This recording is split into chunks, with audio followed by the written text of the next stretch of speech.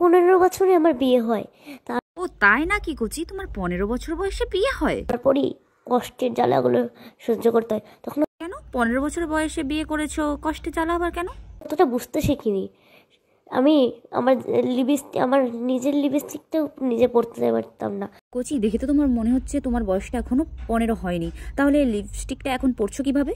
সেজেছে দেখে আর লিপস্টিক পরছে দেখে শাশুড়ি এমনভাবে মারলো।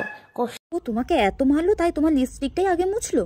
ও আচ্ছা, তাই বলছি কি তুমি গিয়ে মামলা করো। মুখখানে ফেটে গেল, তাও আমার মেকআপ চাই না, তাও ও আচ্ছা, তোমার কষ্টে বুকটা ফেটে যাচ্ছে, ঠিক আছে মানছি, কিন্তু লিপস্টিকটা নিয়ে এখানে কেন লাগাচ্ছ? মানে শাশুড়ি তো মারলো, আমার মনে হচ্ছে তাই মুখ থেকে রক্ত বেরোচ্ছে, কিন্তু লিপস্টিক কেন লাগাচ্ছ?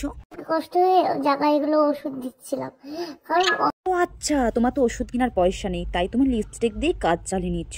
আচ্ছা, আসল মেকওভারের রহস্য তাহলে এটাই ছিল। ওটা বুঝতে শিখিনি, খুব কষ্টে কষ্টে মানুষ হয়েছি, মুখগুলো ভয় ঠেলে পেশাতে ধরছি।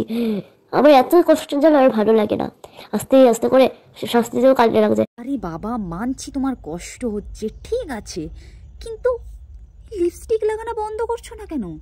সাথে সাথে তো লিপস্টিকটা লাগিয়েই যাচ্ছ, মানে কন্টিনিউ চালিয়ে যাচ্ছ তোমার কাজ মেকওভারের, কিন্তু এত কষ্টে একদম বুক ফেটে যাচ্ছে, চোখ দিয়ে ফ্রেম রস ঝরে পড়ছে, তাও তোমার লিপস্টিক লাগানো যাচ্ছে না, মেকআপ ছাড়ছো না।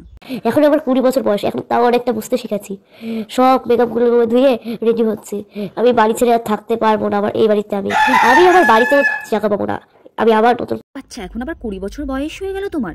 না মানে ওর অর্ধেক করলে সেই বয়সটা হবে তো তোমার? আমার এটা নিয়ে কনফিউজ আছে, বাট তুমি কমেন্টে প্লিজ বলে যেও তোমার বয়সটা কত। তারপর বলি, নতুন করে জীবন শুরু করছো, আচ্ছা কিরকম জীবন শুরু করছো একটু দেখে আসি চলো। পড়তে বসেছি, বললাম পরীক্ষা।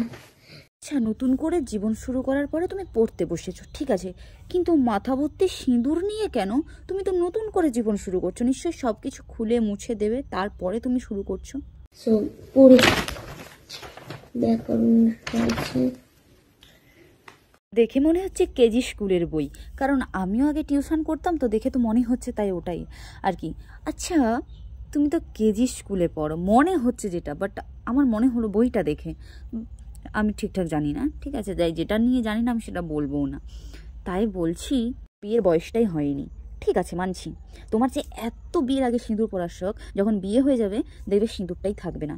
বেনা মানে আবার অন্যভাবে নিও না, আমি বলতে চাইছি যে পড়তে ইচ্ছে হবে না, তখন বলবে একটু খালি মাথা থাকলে কেমন লাগে, কেমন লাগবে আমাকে, এরকমই মনোভাব আসবে। আঁখি মানে চোখ, তারপর গীত গান। আরে বাবা, পড়তে বসেছো সেটাও ক্যামেরা অন করে? আচ্ছা ঠিক আছে মানছি, কিন্তু আমার সাদা মনে কোনো কথা নেই, তাই এখনো একটা কোশ্চেন রয়ে গেছে, তুমি এত জ্বালা যন্ত্রণা সহ্য করছো তারপরে আবার পড়তে বসছো, এই জ্বালা যন্ত্রণার কথাগুলো আর মনে আসছে না? আমার যদি এরকম হতো না, আমার ঠিক এগুলোই মনে আসতো, সারাক্ষণ পড়তে বসে এগুলোই মনে হতো যে আমি এই জ্বালা এই যন্ত্রণাটা সহ্য করে করে এসেছি। ছোট বাচ্চা না তুমি? ওকে, বড় বড় কথা বলতে শিখে গেছো, ছোট বাচ্চা হয়ে যেতে গিয়েছে, কেজি স্কুলের বাচ্চা, বাট বড় বড় কথা শিখে গেছো, টাকা ইনকাম করছো তাই না? মাথা বলতে সিঁদুর নিয়ে পড়তে বসেছি, কি দুনিয়া। ওকে, ভিডিওটা ভালো লাগলে অবশ্যই লাইক শেয়ার করে, দেখা হচ্ছে নেক্সট ভিডিওতে। Bye bye.